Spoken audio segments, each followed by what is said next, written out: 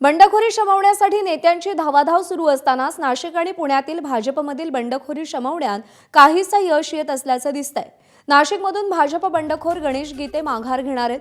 गिरीश महाजनांनी त्यांची समजूत काढली आहे, मात्र गोकुळ गीते बंडखोरीवर ठाम असल्याचं दिसतंय। दुसरीकडे पुण्यामध्ये भाजप बंडखोर प्रदीप कंद माघार घेत असल्याची माहिती आहे। मुख्यमंत्र्यांशी त्यांची भेट झाली आणि त्यानंतर ते माघार घेत आहेत असं कळतंय।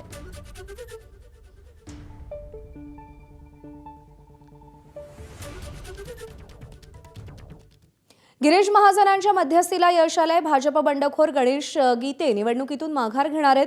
दुपारी 12 वाजेपर्यंत ते आपला उमेदवारी अर्ज मागे घेतील असं कळतंय। मात्र गोकुळ गीते निवडणूक लढवण्यावरती ठाम आहेत असंही कळतंय। गणेश गीते स्वतः भावाची समजूत काढतील असंही कळतंय।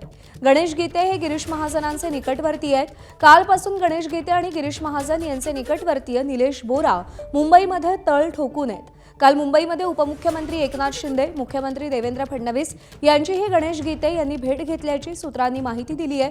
मात्र महाजनांच्या मध्यस्थीनं गणेश गीते माघार घेणार असल्याचीही माहिती आहे।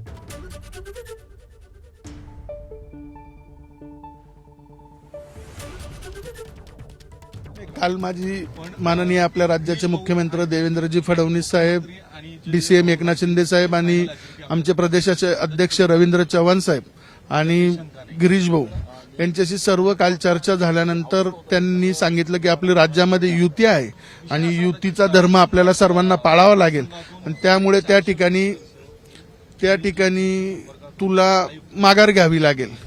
तर त्याचा आज आम्ही तुला निर्णय देऊ, त्यावेळेस तू जाऊन विड्रॉल घे। तुम्ही माघार घेत आहात? हो। तुमचे बंधू गोकुळ गीते यांचं काय? तो माझ्या संपर्कात नाहीये कालपासून। मी आज घरी गेल्यानंतर, आता तर मी मुंबईवरनच येतो, इगतपुरीतच आहे। घरी गेल्यानंतर निश्चितपणे मी त्याचं एक तर देवेंद्रजींचं किंवा गिरीश भाऊंचं बोलणं करून देण्याच्या 100% मानसिकतेत आहे आणि मी त्याला 100% कन्व्हिन्स करण्याचा प्रयत्न करेल जर तो मला भेटला तर। गोकुळ गीते माघार घेणार की नाही घेणार ते मी काहीच सांगू शकत नाही, कारण त्याने फॉर्म भरताना पण मला विचारलं नव्हतं आणि विड्रॉल करताना आता घरी गेल्यावरच मला कळेल की विचारणार आहे की नाही। असं तर होणार नाही, दोन भाऊ एकमेकांच्या संपर्कात नाहीत। 100% होणार नाही, पण काय झालं की त्याला हे माहिती होतं की माझ्यावर दडपण आल्यानंतर मी माघार घेईल आणि आम्हाला जो गेले 1.5-2 वर्ष इथं जो काही त्रास झालाय, कोणी केला? दिला शहरातल्या आमच्याच पक्षातले लोक अनेक त्रास देता, विनाकारण खोटे गुन्हे दाखल करायला लावता, छळता, त्यामुळे तो सफर झालेला होता। त्यामुळे त्याला माहित होतं की हे असं कदाचित होऊ शकतं, त्यामुळे त्याने फॉर्म भरून ठेवला।